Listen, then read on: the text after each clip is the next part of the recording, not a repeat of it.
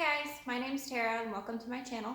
Today we're going to be doing a question and answer about books and my opinions on them, my likes and dislikes, just to kind of get to know each other and as a little intro into the channel. So question number one, what's the first book you remember reading? So for me, my grandmother, when I was 4 years old, started reading me the Harry Potter series. Still probably one of my favorite series to date. And for me, it was my gateway into reading. It's really what made me love books and writing. And every day, I remember before preschool, we would sit down and she would read to me out loud, sometimes an entire chapter or more. And she continued doing that as the books came out. And it was just a really special childhood memory of mine that definitely spurred my love of reading. Number two, what is your all-time favorite book character?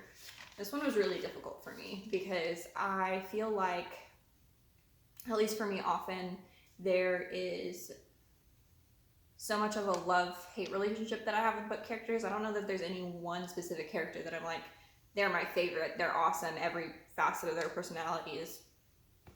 But if there's one that I can think of that is somebody that I would like to be friends with, that I think is overall in the course of the series a really cool, well-developed character to me, it's going to probably be Anita Blake from the Anita Blake series by Laurel K. Hamilton.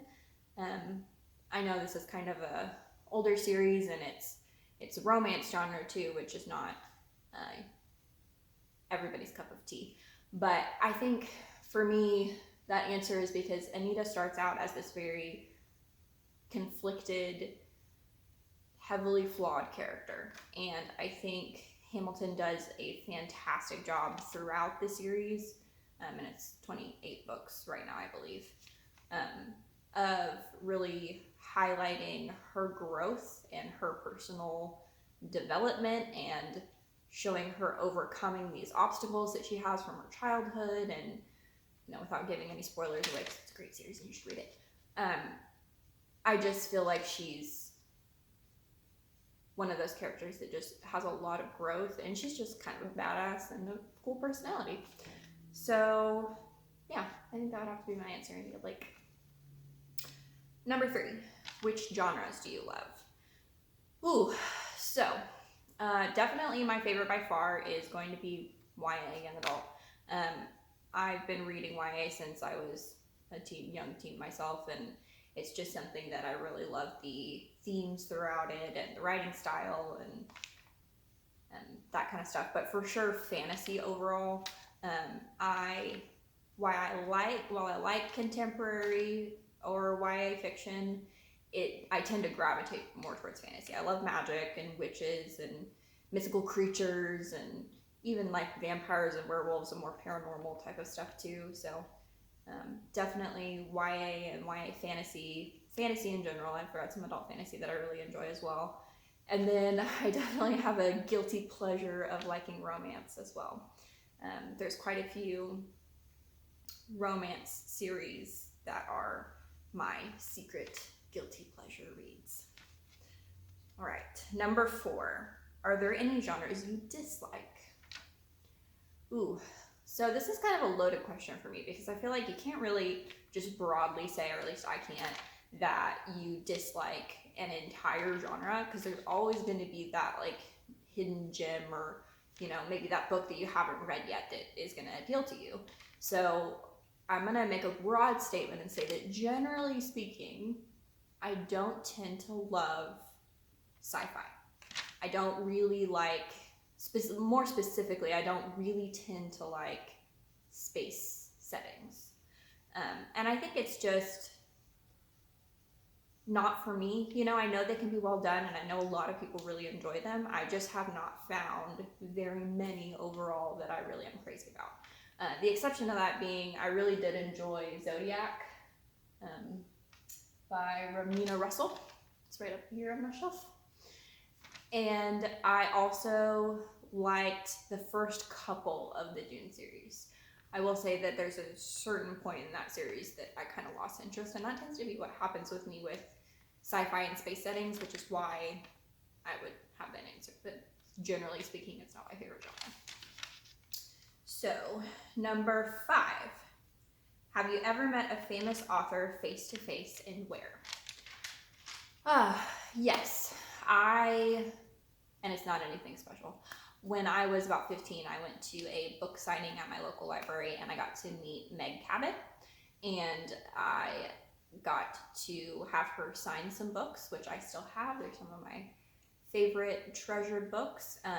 I really, really enjoyed her Mediator series whenever I was a teenager, and I got to have a copy of the first, I think it's the first 3 that's bound together in one, signed by her, and I really treasure that. It was a really fun experience. I was so nervous too. I was like shaking in my boots thinking that, this was going to be this huge, big deal meeting an author in real life for the first time, and I was such a bookworm, such a book nerd. So as you know, it was really akin to meeting a huge celebrity for me, probably even more so than normal. So yeah, Meg Cabot. All right, number 6. Do you prefer paperbacks or ebooks? The answer to this question is both. I really, really love a beautiful physical book. I love the feel of a book. I love the smell of books. I love how beautiful they are sitting on my shelf. I really, really love a physical book. But that being said, there is only so much space in the world, and I read a lot of books. So it's very easy to get overwhelmed when you're buying every single one. So for me, I tend to buy my favorites, and then if it's a new book or a new author, or I'm not really sure about it, I'll get either the ebook or I'll check it out from my library. I check a lot of books out from the library as well. And if it's something that I end up really loving, then I'll buy the physical book later. Also, for traveling purposes, I tend to prefer ebooks for that, because then I have an unlimited amount of books I can bring with me. I remember a few vacations as a child that I literally had a separate suitcase, a small suitcase, but a separate suitcase packed full of books, because I read so quickly, and still do, that I had to bring a separate bag to fit all my books in. So not having to do that, now that we're in the world of ebooks and being able to check ebooks out from the library and all of that, has been a huge blessing. All right, where are we? Number 7. What book or series do you hope will be turned into a movie or TV show? This was just hard to narrow down, because I think all of us, correct me if I'm wrong, but I think all of us kind of, dream about that day that our favorite book or our favorite series gets turned into a movie, and we get to kind of see the things that we've been imagining in our head played out on the screen. It's just cool. It's cool to see, especially when they're done well. I'll say only when they're done well. It's just disappointing when they're done badly. I'm looking at you, Aragon. So choosing was difficult, but I think for me right now, and it probably will change if you ask me 2 weeks from now, I would pick one of Laini Taylor's 2 series, either Strange the Dreamer or Daughter of Smoke and Bone. And for me, I say that lightly, because they would really have to be done well. They would have to be high budget films and have beautiful, special effects and all that, because man, are her world building and her characters so interesting and so complex, but they're also very fantasy. They're also very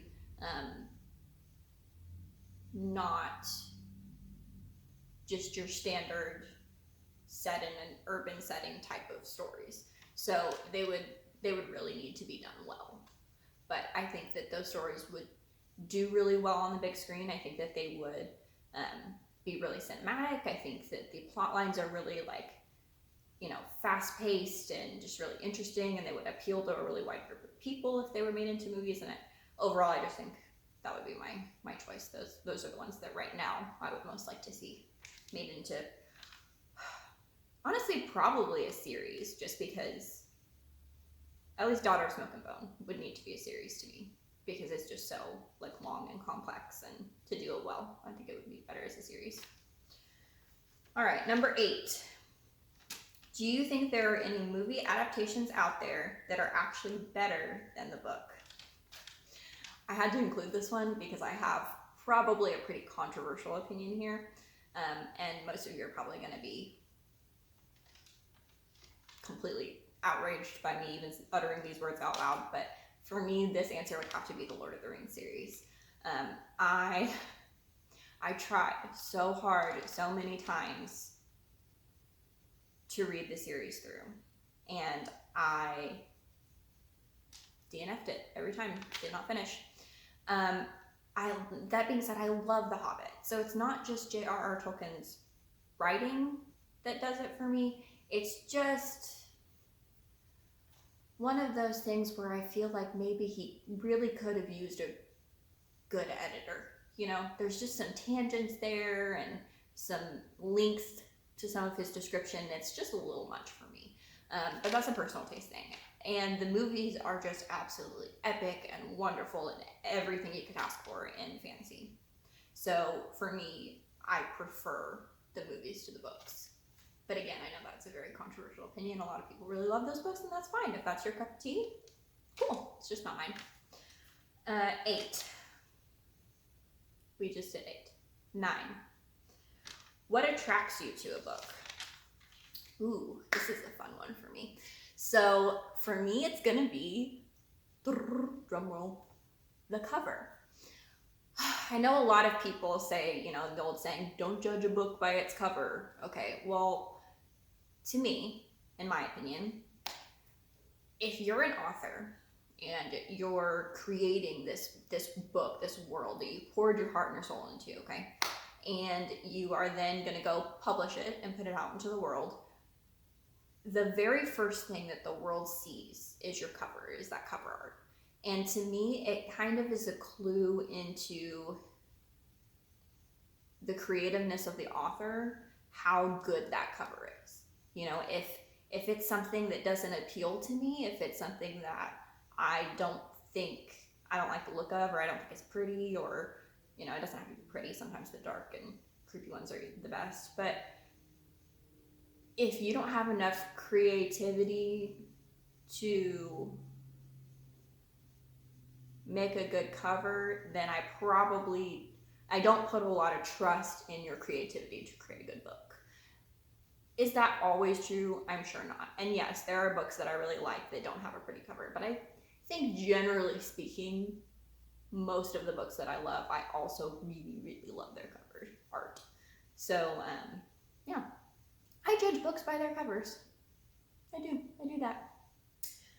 All right, number 10 and the final question of the day before we wrap up this video is, what book are you currently reading? So for me, that answer is this beauty right here. Speaking of beautiful cover art, look at that. Is that not just the most gorgeous thing you've ever seen in your entire life? So Fable by Adrienne Young is my current read. I am almost finished with it, and so far I am absolutely in love. I read a lot of reviews, non-spoiler reviews, and saw a lot of people just absolutely gushing over this book, and finally just ordered it for myself last week. And it was a great choice. I highly recommend it. I will be doing a review on Fable coming up next. So yeah, that concludes our Q&A today. Thank you so much for joining me, and welcome to the channel. I will be trying to upload every Tuesday. If that changes, I'll let you know, but as of right now, that's the plan, is to upload on Tuesdays. This channel will mainly be about book reviews. I'm going to review a lot of books, maybe some extra content like this strewn in there. Honestly, just anything book related. I'm also a writer. I have just finished my first draft thanks to NaNoWriMo, National Novel Writing Month. And I'm working on editing that right now, so I might have some writer tips strewn in there, here and there, writer content type videos, but most of them are going to be book related, book reviews, stuff like that. So if you enjoyed, please comment, like, and subscribe, and I will see you next time. Bye!